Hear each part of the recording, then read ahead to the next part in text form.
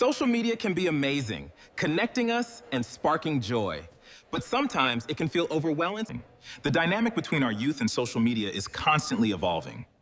It's a complex, ever-shifting landscape of connection. You hold the power in your hands. Now, go connect, explore, and shape your world. Social media can shape how you see yourself. How do all these hearts and pixels reflect who I am? By influencing your perception of self-image. Let's talk about it. Yes, hello everyone, thank you. But I don't understand. Why am I so alone?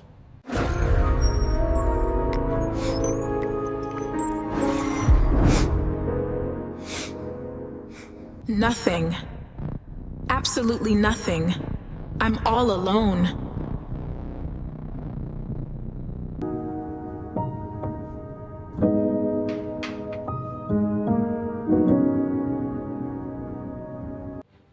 The curated reality that we are presenting online is causing real-world body image concerns.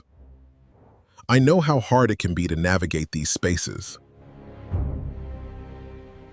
What do I do now? Social media is a constant presence in a student's life, shaping how they interact with the world around them.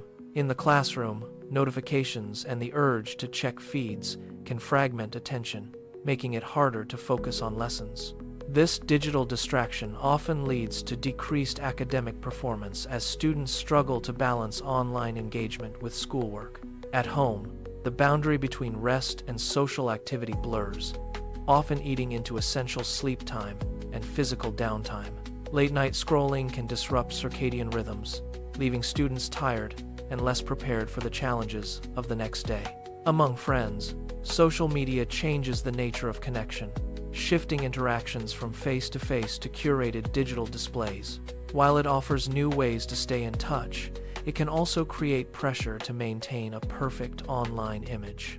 This constant comparison to peers can impact self-esteem, leading to feelings of inadequacy or social anxiety in real life. Peer dynamics are also influenced by the speed of information, where rumors or social conflicts spread much faster than before. However, social media also provides a platform for students to find communities that share their niche interests and passions. The key is finding a healthy balance, where digital tools serve the student rather than dictating their daily behavior. By setting intentional boundaries, students can enjoy the benefits of connection while protecting their focus and well-being. One important negative effect of social media is cyberbullying. Traditional physical bullying is constrained by time and space. The conflict happens in a hallway or a schoolyard, and then it ends. But modern cyberbullying operates through a boundless digital mesh, constantly tracking the adolescent wherever they go. And the clinical outcomes of this persistent exposure are severe. Among adolescents victimized online, the suicide attempt rate reaches 19.0%. That figure comes from a 2026 systematic review, aggregating clinical data across more than 240,000 adolescents. To understand how digital environments drive this distress, researchers are synthesizing this clinical psychiatric data with federal threat vector tracking from agencies like the Department of Health and Human Services. The unique architecture of cyberbullying produces severe, asymmetrical morbidity, requiring us to treat it as a quantifiable epidemiological vector. This comparative data matrix maps the structural scope of the problem. Looking at the baseline row, we see a median global prevalence of 19.1% for digital victimization. While 19.1% is the median, the actual data shows extreme regional and structural variance, ranging from under 3% in some countries to nearly 90% in others. This variance is driven by the specific mechanics of the platforms themselves. Features like total user anonymity, disappearing text logs, and hidden vault applications make it exceptionally difficult to measure and police. But the 19.1% baseline is only a starting point. The true scope of this clinical crisis becomes visible when we analyze how these digital environments interact with specific demographic vulnerabilities.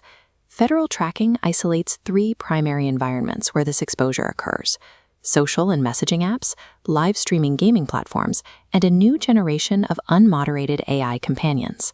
Historically, the physical home served as a secure boundary against peer conflict. Now, the continuous integration of these apps removes that physical safe space entirely, leaving the adolescent continuously exposed to the threat vector. Within these spaces, interaction is governed by algorithmic reward systems and a lack of human moderation. These structural conditions inherently accelerate and amplify negative peer interactions. The application architecture acts as a systemic environmental catalyst. It takes routine peer conflict and scales it into inescapable psychological trauma. Returning to our data matrix, we can see exactly who absorbs the impact of this architecture. When we expand the demographic columns, the cohort with autism spectrum disorders stands out as an extreme outlier. Adolescents with ASD experience cyber victimization rates between 64.1% and 68.9%. This vulnerability stems from a core diagnostic trait of ASD, a challenge in interpreting social cues. In entirely text-based or digital environments, detecting malicious intent or sarcasm becomes disproportionately difficult. The data also reveals strictly gendered pathways of victimization. Female cohorts face a significantly higher probability of indirect relational attacks, primarily through the spread of rumors or digital sexual harassment. Clinically, female adolescents tend to internalize this interpersonal stress. This pathway leads directly to high rates of alienation, generalized anxiety, and severe depressive symptoms. Conversely, the male cohort is more frequently identified in the aggressor role or as dual-role bully victims. Their involvement relies heavily on direct, confrontational aggression, frequently channeled through online gaming networks. The male clinical stress response externalizes the trauma. The data links this outward projection to severe conduct problems, physical fighting, and the carrying of weapons. Digital architecture does not distribute harm evenly. It exploits specific demographic traits, forcing patients down highly predictable clinical pathways of deterioration. We can quantify the psychiatric toll by examining these side-by-side clinical profiles of the victim and the aggressor. Both groups experience high baseline anxiety, leveling out at roughly 56%. However, the victim profile shows exclusive severe spikes in profound anger and fear. The aggressor profile is paradoxical. Over 45% report total indifference to the harassment, while others report satisfaction. Only a small subset experiences profound guilt. Crucially, depression affects 90% of victims, compared to 50% of aggressors. We see a similar division in self-harm behaviors, which occur in nearly 29% of victims, compared to 15% of aggressors. And this brings us back to the most critical risk factor. The suicide attempt rate sits at a staggering 19.0% for victims, against a 3.0% rate for aggressors. While cyberbullying always involves a dyad, the psychiatric morbidity is massively asymmetric. The data clearly establishes the victim as the immediate, critical priority for psychiatric triage. To understand how this aggression sustains momentum, we look past the dyad. This node network diagram maps the audience, dismantling the myth that bystanders are merely passive observers. The network has 4 profiles: followers who assist, passive reinforcers who validate through likes, minimizers, and pro-social bystanders. Even when a pro-social bystander wants to intervene, they face immediate psychological paralysis. The fear of retaliation, combined with a massive digital crowd, diffuses their sense of individual responsibility. This enables a phenomenon known as moral disengagement. Bystanders systematically strip the digital act of its violent context, categorizing it as a joke to justify their own inaction. This surrounding bystander architecture is the engine of the epidemiological vector. Without the active or passive reinforcement from these outer nodes, the digital attack inevitably collapses. Because these environmental and bystander mechanics are so powerful, traditional therapy focusing only on the victim and the aggressor is insufficient. Instead, the data points to a comprehensive socio-ecological intervention model structured across 4 concentric circles: individual, relational, community, and systemic. Looking at the innermost individual layer, clinical intervention requires targeted cognitive techniques to reconstruct the victim's damaged belief in a just world. To mitigate thwarted belongingness, we re-establish the patient's social anchor to de-escalate suicide risk. Moving to the second circle, the relational layer shifts families away from absolute device prohibition. Instead, it demands active e-parenting and continuous digital mediation. At the third community layer, multi-component school interventions are deployed.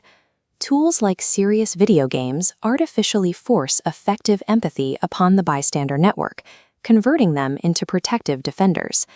This engineers psychological resilience simultaneously across the individual, family, and peer community. The outermost layer of the model demands systemic accountability from governments and the technology conglomerates operating these servers. This requires algorithmic moderation, online ecological recognition systems to detect attacks in real time, and updated national legal frameworks to police the platforms themselves. Operating in an environment producing a 19% suicide attempt rate makes wait-and-see policies clinically unacceptable, escalating this to a global public health emergency. Dismantling digital trauma starts by classifying cyberbullying as a quantifiable, systemic epidemiological vector rather than an unavoidable behavioral phase. Who is writing the code? Is it home or social media? Coming next, Chapter 5, Social Support. Don't forget to like and subscribe. Thanks!